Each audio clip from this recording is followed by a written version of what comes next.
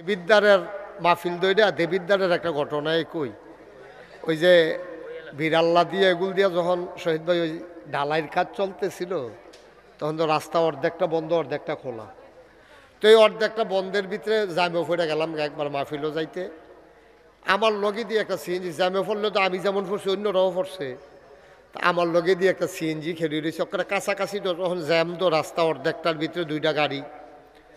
তো সিএনজিতে আমার এই গাড়ির ভিতরে দেখ খেলাইছে, এখানে বেড়াইতে আছে বেডিয়েতে আছে। তো বেড়াইতে বেডিয়েতে কইতে আছে হুজুরে হুজুরে। তা আরেকজনে কারে না হুজুরে না কেনা হইলে চা কইয়া সেটা মোবাইল বার করিয়া একবার মোবাইলের ফাইল চায় একবার আমার ফাইল চায়। আমি বুঝছি মিলাইতে আছে। তা আমি কইতাছি দেখলাম যে তারা তো টেনশনে আছে, তা আমি কইলাম যে তারা টেনশনটা দূর করে দিই। আমি পরে কইছি আমি কইছি পরে তারা বুঝালিছে দেখছো তুই হুজুরে। হ্যাঁ তোমরা তো সারা জীবন দিয়ে মোবাইলের ভিতরে হেতারাও রাস্তার মধ্যে জ্যামো ফইরা চাইলো, তোমরাও বাইক বইয়া বইয়া চাইলা। ওহন আমি মাহফিল হয়েছি ওহনও যদি ভিতরে চাইয়া তো আমি বাড়ুইছি গিয়েতাম এন, তাই ভিতরে থাকতাম এটাই ভালো আছি। হ্যাঁ কে অলিউল্লাহ ঠিনি রে, তোমরা ইয়া আমার দিকে চাইয়া তো ওহন মোবাইল বন্ধ। রমেশ ভাই মোবাইল বন্ধ করে ফেলেছে, এবার আর মোবাইলে নাই। এবার যদি মোবাইলটা লইয়া গিয়া কি বিপদে পড়ি। আমিন কর। সবার মনোযোগ ঠিক আছে তো না? বিয়ার উপযুক্ত মাইয়া পান খেলাত নামাই দিছ, তোমরা সংস্কৃতির বিকাশ ঘটাইতেছ, তোমরা মানুষের উন্নত স্বাস্থ্য ব্যবস্থা তোমরা উন্নত করতেছ। বিবাহের উপযুক্ত মেয়েদেরকে নামাই দিছে ফুটবল খেলার ভিতরে। ফলাফাইনে খেলা চাইতে গেছে কি আর খেলা, বল কখনোতে চাইয়া রইছে কখনো বল গেছে কেনা বাইরেতে তখনও মাউট হয়ে চাইয়া রইছে, তা কোনো ফুটবল চাইতে গেছে না। আমি কইতা মতো পারতাছি না হলি ঠিক নি ঠিক নি, আরে ঠিক নি ভাইও কি গজবে আমরারে দর্শ। আমরা মুসলমানের সন্তান, আমরা মুসলমানের ফুতাই, আমরারে মানুষে মুসলমান কয়। আহা আহ টুপি থাকলে বুঝি মুসলমান, দাড়ি থাকলে যদি মুসলমান, তুমি 5 ওয়াক্ত নামাজ পড়ো তো কে তুমি মুসলমান? নামাজ তো একটা ফরজ, এইরকম ফরজ কতগুলো আছে তোমার জীবনে। হুকুমের আয়াত আছে কোরআনে 500, যেটারে বলা হয় আহকামুল কোরআন। তুমি কয়টা মানছ ক? তুমি এগুল দিয়া নামাজ পড়ো, হেগুল দিয়া সুদ খাও, এগুল দিয়া রোজা রাখো, হেগুল দিয়া ঘুষ খাও, তুমি হেগুল দিয়া মানুষের দান সদগা করো, এদিক দিয়া জাকাত দাও না। তুমি কোনটা ফরজ কোনটা ওয়াজিব কোনটা সুন্নত কোনটা তুমি ওজনে বুঝছো না, তুমি ওজনে বুঝো নাই। এই জন্য গতকালকে আমার মাহফিল ছিল কালাকচুয়া, ওইখানে আমি বলছিলাম যে আমার দেশের মানুষগুলা যে দূরা পারে না এর দূর দইরা বইয়া থাকে। আমি শুরুতেই দাওয়াত রাখার আগেই বলেছিলাম যে আপনারা এই জায়গায় যে জায়গা করবেন, এখানে তো লোকজন জায়গা দেওয়া কঠিন। আমার আদরের অলিউল্লাহ, আমার কলিজার টুকরা, ওখানে আমরা যেভাবে পরিকল্পনা করেছিলাম আমি বুঝি নাই অলিউল্লাহ যে এত বড় মনের মানুষ আমার শুধু আয়োজন করিয়া যে এত আয়োজন কইরা বইয়া থাকবো, এটা আমি বুঝছি না। আমি গিয়া গরুর গুস্ত খাই না, আস্তা গরু জব কইরা লাইছে, সেই কারবার হয়েছে অলিউল্লাহর এখনো। আমি ওয়াদা করেছিলাম ইনশাল্লাহ আবার আসবো। যেহেতু আমি এই বছর কথা বলতে পারি নাই, আমার বাদ আসর আরেকটা বড় প্রোগ্রাম থাকার কারণে এবং ওই দিন জুমাবার পরে যাওয়ার কারণে আমাদের কারোরই স্মরণ ছিল না, একটা গ্যাপ হয়ে গেছে। অলিউল্লাহ বলছিল হুজুর একটু দোয়া করবেন আইসা, আমি একটা নতুন বিল্ডিং করছি মাদ্রাসার। আমিও মনে করছি দোয়া তো দোয়া যে ওয়াজ এটা আমি বুঝছি না। তো যাই হোক আবার আসবো ইনশাল্লাহ, যেহেতু ওয়াদা করেছি ওখানে আসবো আবার। তো এর আগেই ওখানে আসার আগেই আবার এখানে আসা হয়ে গেল। এটাই হচ্ছে আল্লাহর ফায়সালা। আল্লাহ যেন কবুল করে, সবাই পড়েন আমিন।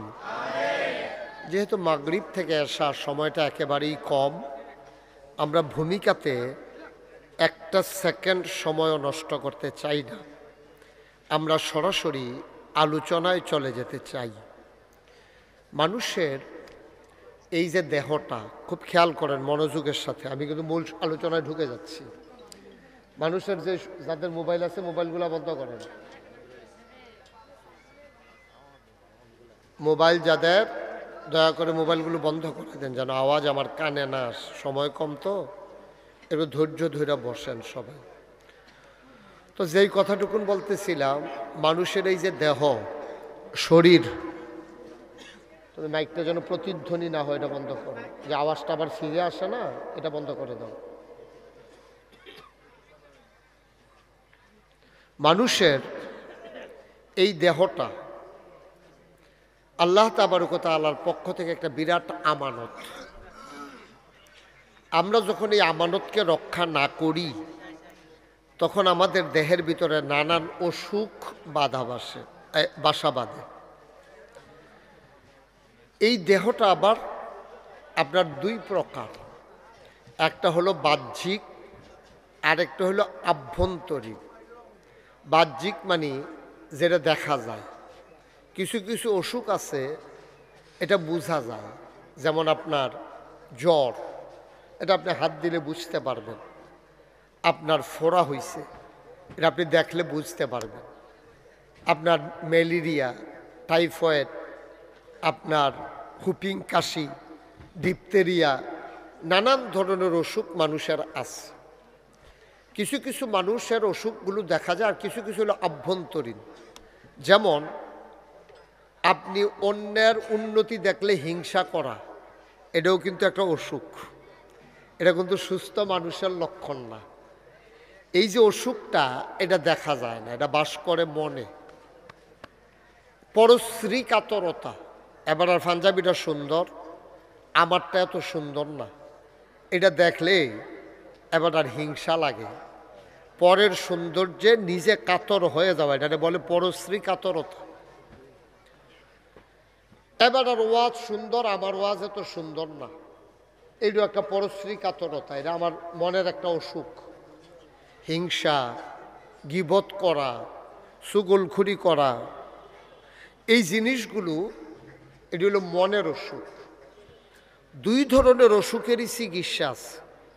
নবীজি একদিন কিছু সাহাবা হিজরত করার পরে, নবীজি যখন মদিনায় গেলেন, মদিনার কিছু সাহাবা, তাদেরকে বলে মুহাজির, যারা না তাদেরকে বলে আনসার। মদিনায় যারা মুসলমান তাদেরকে বলে আনসার। এই রমেশ ভাই ঘুরান দিয়া বসেন, অলিউল্লাহ আমার দিকে ঘুরা বসেন। হ্যাঁ, আরেকটু হেঁটে পিছিয়ে যান, জায়গা দাও। অলি আরো পিছনে, রমেশ ভাই এই এই শহীদ ভাইয়ের চেয়ারটা একটু ঘুরাই দাও, কনেচ্ছা করে দাও। শহীদ ভাই সাইকেল লইলে কনেচ্ছা সাউন্ড লাগে। আরো একটু আরেকটু ঘুরাই দাও। এই আবার বলো, সে হইছে না, সে হইছে। মারহাবা বলো, জোরে বলো না। এত মানুষ এখানে থাকলে শুধু এই আওয়াজ হয়? আপনি তো ফানের লেগে করতেন, ফাটেন না। ফাত ছড়া ফান মুহ দিয়ে বইয়া রয়েছে নিয়ে। মারহাবা বলেন। আমি সবাই না বললাম তোমরা মোবাইলগুলো বন্ধ করে দাও, বুঝছো না কথা? মোবাইলটা বন্ধ করো না, বন্ধ করে ফকট লয়ে এলাম। তোমরা না ওয়াজ শুনতে পারতে আসো, না দেখতে পারতে আসো। দেবিদ্দারের মাহফিল দইরা দেবিদ্দারের একটা ঘটনায় কই, ওই যে বিড়াল্লা দিয়ে এগুল দিয়া যখন শহীদ ভাই ওই ঢালাইয়ের কাজ চলতেছিল, তখন তো রাস্তা অর্ধেকটা বন্ধ অর্ধেকটা খোলা। তো এই অর্ধেকটা বন্ধের ভিতরে জামে ফেরে গেলাম একবার মাহফিলও যাইতে। আমার লগে দিয়ে একটা সিএনজি, জামে ফেললে তো আমি যেমন পড়ছি অন্যরাও পড়ছে, তা আমার লগে দিয়ে একটা সিএনজি খেলে রয়েছে। ওখানে কাছাকাছি তো তখন জ্যাম, তো রাস্তা অর্ধেকটার ভিতরে দুইটা গাড়ি। তো সিএনজিতে আমার এই গাড়ির ভিতরে দেখ খেলাইছে। এখানে বেড়াইতে আছে, বেডিয়েতে আছে। তো বেড়াইতে বেডিয়েতে কইতে আছে হুজুরে হুজুরে। তা আরেকজনে কারে না হুজুরে না, কেনা হইলে চা কইয়া সেটা মোবাইল বার করিয়া একবার মোবাইলের ফাইল চায়, একবার আমার ফাইল চায়। আমি বুঝছি মিলাইতে আছে। তা আমি কইতাছি, দেখলাম যে তারা তো টেনশনে আছে, তো আমি কইলাম যে তারা টেনশনটা দূর করে দিই। আমি পরে কইছি আমি কইছি, পরে তারা বুঝালেছে, দেখছো তুই হুজুরে। হ্যাঁ, তোমরা তো সারা জীবন দিয়ে মোবাইলের ভিতরে হেতারাও রাস্তার মধ্যে জ্যামো ফইরা চাইলো, তোমরাও বাইক বইয়া বইয়া চাইলা, অহন আমি মাহফিল হয়েছি, ওহনও যদি ভিতরে চাইয়া তো আমি বাড়ুইছি গিয়েতাম এন, তাই ভিতরে থাকতাম, এটাই ভালো আছি। হ্যাঁ, কে অলিউল্লাহ ঠিনি রে? তোমরা ইয়া আমার দিকে চাইয়া তো অহন মোবাইল বন্ধ, রমেশ ভাই মোবাইল বন্ধ করে নিয়েছে, এবার আর মোবাইলে নাই। এবার যদি মোবাইলটা লইয়া গিয়া কি বিপদে পড়ি। আমিন কর। সবার মনোযোগ ঠিক আছে তো না? যারা হিজরত করেছে, মক্কা ছেড়ে মদিনায় চলে গেছে, তাদেরকে বলে মুহাজির। আর যারা মক্কা মদিনায় ইসলাম গ্রহণ করছে তাদেরকে বলে আনসার। আনসার কয় কারে? কারণ তারা মক্কা থেকে যারা গেছে তারা কোনো মতে শরীরটা লইয়া দুপুরে গিয়া পড়ছে, তারা কাপড় সুফর ব্যাগ ট্যাগ কিচ্ছু নিতে পারছে না। এক কাপড়ে একজন সাহাবা ছিল আব্দুল্লাহ, তিনি তো কাপড়ও নিতে পারছে না, কোনো মতে একটা তেনা ফেসাইয়া গিয়া সেটা মদিনায় উঠছে। সুবহানাল্লাহ কইতেন না? তো তারা যখন নবীজির কাছে কিছু আনসার সাহাবারা দেখা করে গেছে, আবার মুহাজির যারা তারা আইছে, যারা হিজরত করছে আইসে পরে নবীজি সবাই ডাক ডাক, ও তোমরা একটা সাবধান করি, 5টা গোনা। কয়টা? কথা কেন? কয়টা? ছেলে এদিকে তাকাও, কয়টা? 5টা গোনা সাংঘাতিক। 5টা গোনা কি? কীতিক সাংঘাতিক। 5টা গোনা সাংঘাতিক। যদি এটি তোমরা ফাইয়া বল, নবীজি কইতে আছে, এই নবীজির কথা কি সত্য না মিথ্যা রে? নবীজি কয় যদি এই 5টা গোনায় তোমরা ফাইয়া বল, ধ্বংস, সাংঘাতিক ধ্বংস। আমিও আল্লাহর কাছে সাহায্য চাই, আল্লাহ এই 5টা গোনা আমারে দিও না, আমার উম্মতরেও দিও না, তোমরাও সাহায্য চাও। তখন ওই মুহাজির যারা তারাও কান্দন শুরু করছে, আল্লাহ নবী গো আপনি সাক্ষী থাকেন, আমরা আল্লাহর কাছে সাহায্য চাই যে আল্লাহ যেন আমাদেরকে এই গোনা থেকে বাঁচিয়ে রাখেন। এই কথাটা আমরা পাইছি আব্দুল্লাহ ইবনে ওমর রাদিয়াল্লাহু তাআলা আনহুর সুবাদে। তিনি এই কথাটা আমাদের জন্য জানাই দিয়েছেন, সংকলন করেছেন। এই হাদিসটা বাইহাকি ইবনে মাজাতে এসেছে। কয়টা না? কথা কইবা সবাই, কয়টা? মুখস্থ করালাম আমরা, কোনো কথা ভিতরে থাকতো না, সব মুখস্থ। কয়টা গোনা? এটা কি স্বাভাবিক না সাংঘাতিক? কম না বেশি? বেশি সাংঘাতিক। 5টা গোনায় ফাইলে তুমি শেষ, খাইছো তো। 1 নম্বরে হলো জিনা।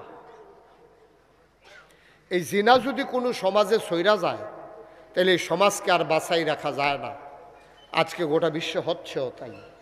নবীর হাদিসগুলা মনে হয় যেন আজকে আমরা হোসেনপুর বইয়া বইয়া নবীজি কইতে আছে, আমরা যেন শুনতে আছি। সুবহানাল্লাহ কইতেন না? কি কথা রে এটা? 1500 বছর আগে কইছে, ও এই 5টা গোনায় তোমরা ফাইয়া বইলে তোমরা গেলাম ধ্বংস হয়ে যায় বাগা। মনে হয় যেন আজকের সাথে 21 শতাব্দীর সূচনা লগ্নে 2025 সালে আজকে জানুয়ারি মাসের 20 তারিখ মনে যেন নবীজি আজ যে আমরা বই একখানো করে কইতে আছে, এই জেনা তোমাদের ভিতরে যদি প্রচুর প্রচলন হয়ে যায় তাইলে সর্বনাশ হয়ে যাবে, তোমরা এই ক্ষতিতে আর বাঁচতে পারতা না। এটা সাংঘাতিক। এটা কি স্বাভাবিক না সাংঘাতিক? সাংঘাতিক। এখন আপনি যদি কোন হুজুর এখনও আমরা সমাজে এত চর্চা না, জেনা শুধু শারীরিক মেলামেশার নাম জেনা না। জেনার কিছু আছে প্রাথমিক স্তর, কিছু আছে মধ্যম স্তর, কিছু আছে একবারে পরিণতি। এই জেনা যেমন চোখে আপনি বইয়া চাইয়া রয়েছেন, অবৈধ একটা মেয়ে যাচ্ছে অথবা একটা মহিলা বেপর্দা হয়ে যাইতেছে, আপনি তার দিকে চাইয়া তার সৌন্দর্য নিয়ে আপনার মনের ভিতরে একটা আন্দোলন সৃষ্টি হয়েছে, অর্থাৎ আপনার ভিতরে একটা খাহেসাত, তার প্রতি একটা ঘৃণ্য পিপাসা, আপনার তৃষ্ণা চাহিদা আপনার হৃদয়ে তৈরি হয়েছে। এটা চোখের জেনা। এটারে কিসের জেনা কয়? চোখের। এই জন্য নবীজি বলছেন যে কোনো মহিলার দিকে, বেগানা মহিলার দিকে কোনো পুরুষ তাকাইতে পারবে না, এবং কোনো বেগানা পুরুষের দিকে কোনো মহিলাও তাকাইতে পারবে না। এটার কই ফাইলাম এই কথা? নবীজি একদিন তার বিবিদেরকে নিয়ে বসে আছে, এমন সময় অন্ধ সাহাবা উম্মে মাকতুম একজন অন্ধ সাহাবা এসে ঢুকলেন। ঢোকার পরে নবীর বিবিরা, মাইকটা একটু কমাই দাও, নবীর বিবিরা কেউ আর দৌড় দেন, সবাই বসে রয়েছে। একজন অন্ধ সাহাবা ঢুকছে। নবীজি বলে, এই তোমরা যে সবাই বসে রইলা, একজনও দৌড় দিলা না, এটা ভিন্ন পুরুষ না ঢুকলো? কই আর রাসূলুল্লাহ, উনি চোখে দেখে না তো। আল্লাহর নবী বললেন, উনি চোখে দেখে না, তোমরা কি উনাকে দেখো না? সুবহানাল্লাহ বলবেন না? খালি বেড়াইতে মহিলা দেখলে গোনা হইব, মহিলায় কি বেড়াইতে দেখলে গোনা হইতো না? আমার কথা কেন হইতো না? তো আপনি মহিলা বুরকা পরছেন, আম্মা আমার বোন, আপনি আমার আম্মা, আপনি বোরকা পরে এক মহিলা পুরুষ হাইটা যায়, আপনি তার দিকে চাইয়া রইছেন। আবার দরজার ফাঁক দিয়া বেড়ার সিফা দিয়া আপনি চাইয়া রইছেন যে হুজুরে যায়। তো হুজুরে আপনারা দেখেন, আপনি যেহেতু সিফাত আছেন, কিন্তু আপনি তো কায়দা করে খেয়েছেন হুজুরে চাওনের লিগিয়া। তাহলে হুজুরে আপনারা দেখলে যেই গোনা, আপনিও হুজুরে দেখলে হেই গোনা। আগের দিনে মহিলারা জীবনও তারা একটা ফাইলা কিনতে গেলেও ওই সুইটটা নাতিরে ফাড়াইতো, 4-5টা ফাইলার আইনার সালে তারা চাইয়া কইতো 2টা আমরা রাখছি, দাম কত জিগা, এরপরে তারা দাম দিত। জীবনে এইরকম হইসা না।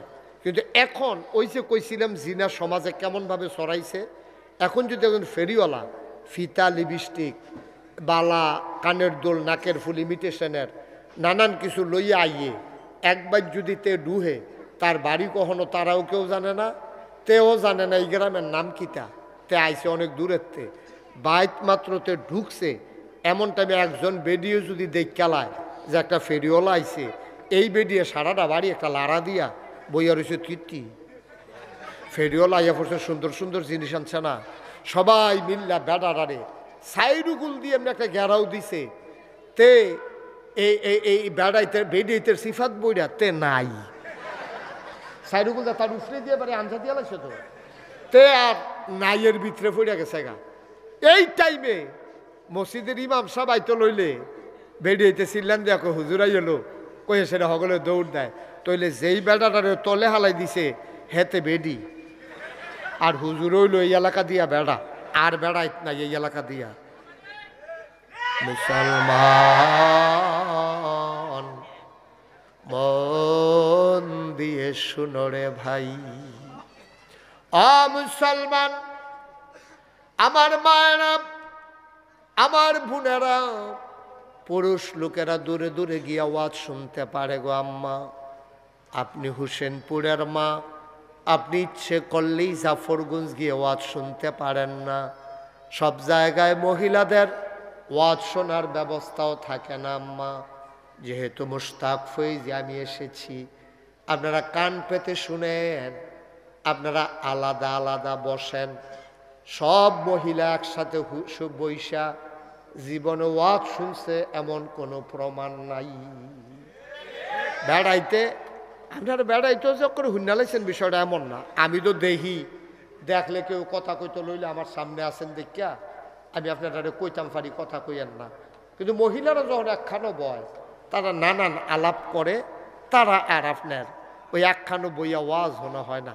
একখানো হইলে তারা নানান আলাপ করে, ফুটফুটটা মুরগার ছাউটায় ডিম ফাড়েনি, তারপরে গিয়া তোমার আষ্টারে যে সিলে লইয়া গেছিল এটার কী অবস্থা, তারপরে জামাইতে তোমার বিদেশ থাকে, কয় কয় ফোন দেয়নি, কয় দিত না গেলে, কয় ভিডিও না অডিও, এই আলাপ চলতে আছে আর কি 2 ঘন্টা লাগাইয়া।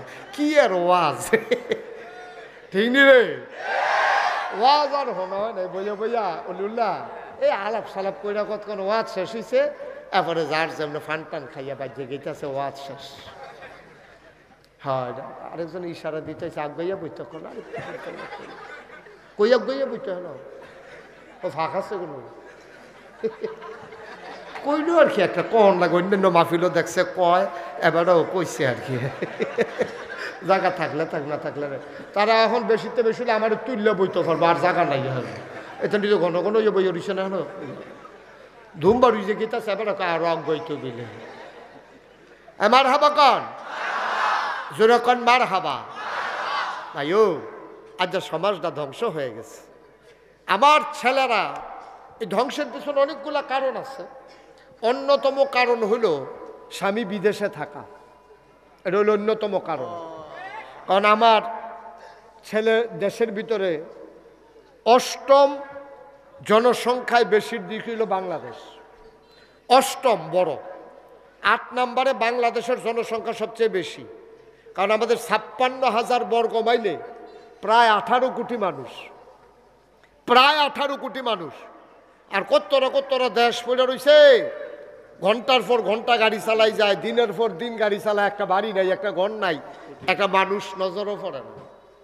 আর আমরা দেশটার মধ্যে 18 কোটি মানুষ, এই হ্যাঁ উড়ানো, আর উড়ান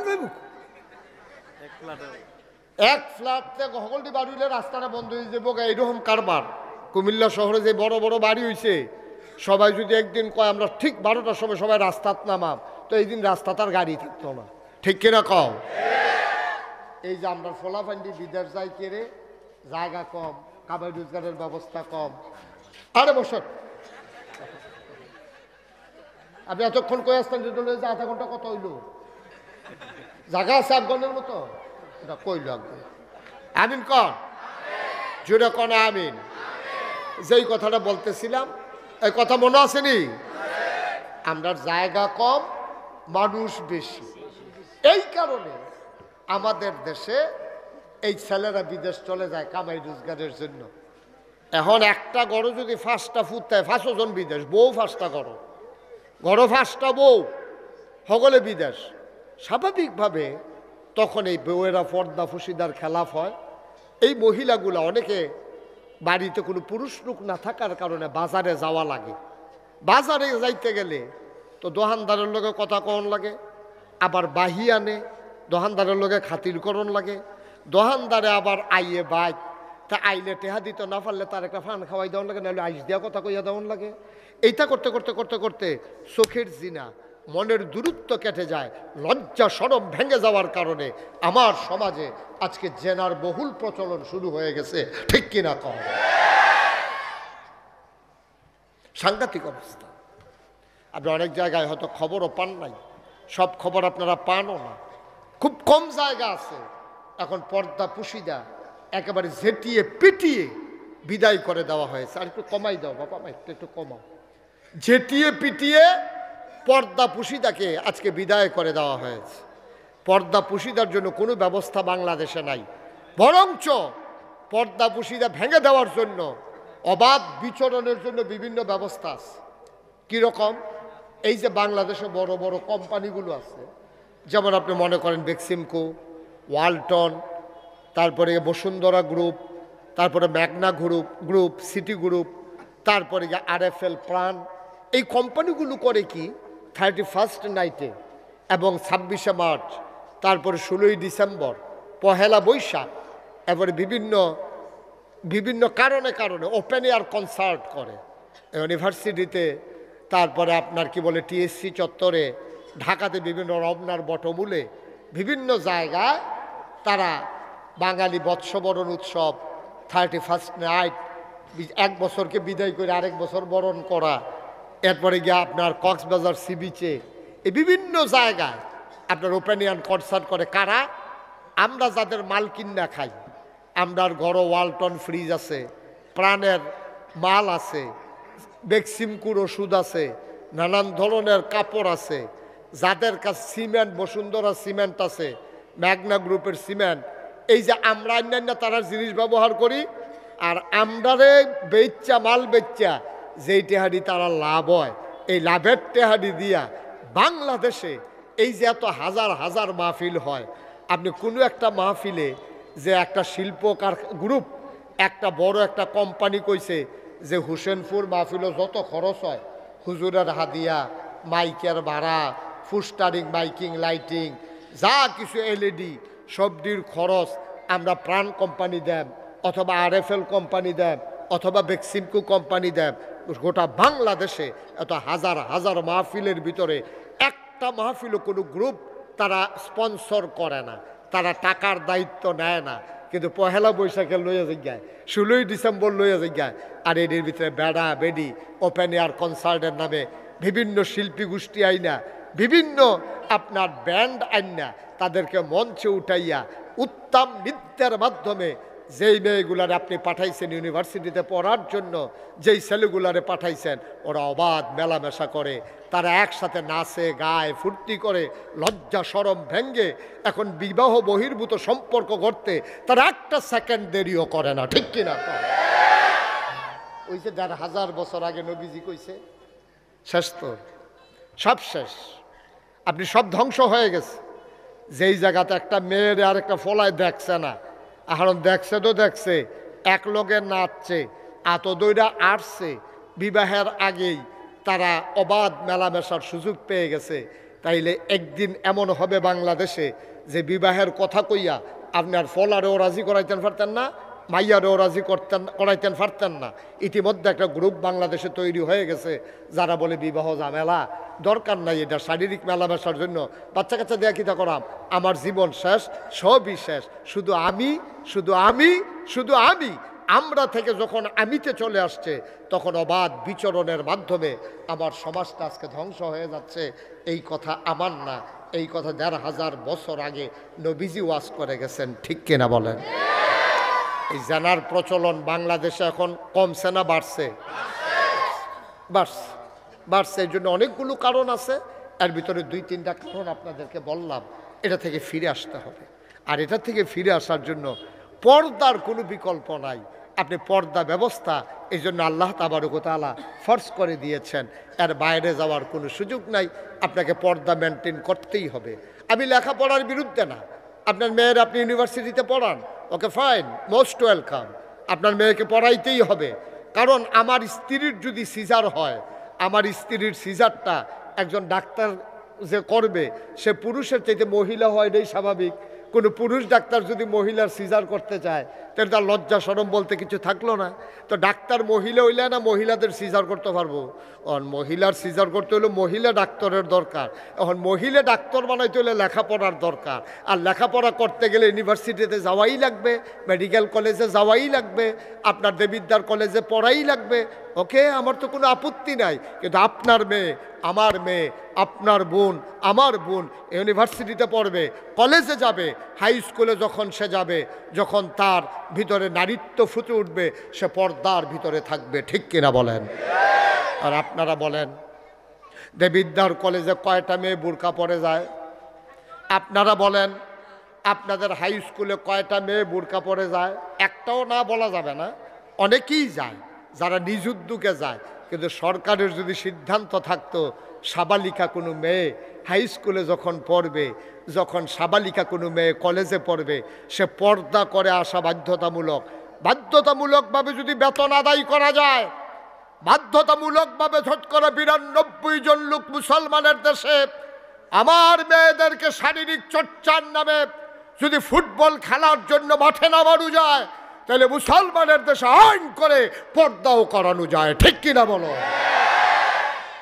বিয়ার উপযুক্ত মাইয়া পান, খেলাত নামাই দিছ, তোমরা সংস্কৃতির বিকাশ ঘটাইতেছ, তোমরা মানুষের উন্নত স্বাস্থ্য ব্যবস্থা তোমরা উন্নত করতেছ, বিবাহের উপযুক্ত মেয়েদেরকে নামাই দিছে ফুটবল খেলার ভিতরে। ফলাফাইনে খেলা চাইতে গেছে, কি আর খেলা, বল কখনোতে চাইয়া রইছে, কখনো বল গেছে কেনা বাইরেতে, তখন মাউট হয়ে চাইয়া রইছে, তাই কোনো ফুটবল চাইতে গেছে না।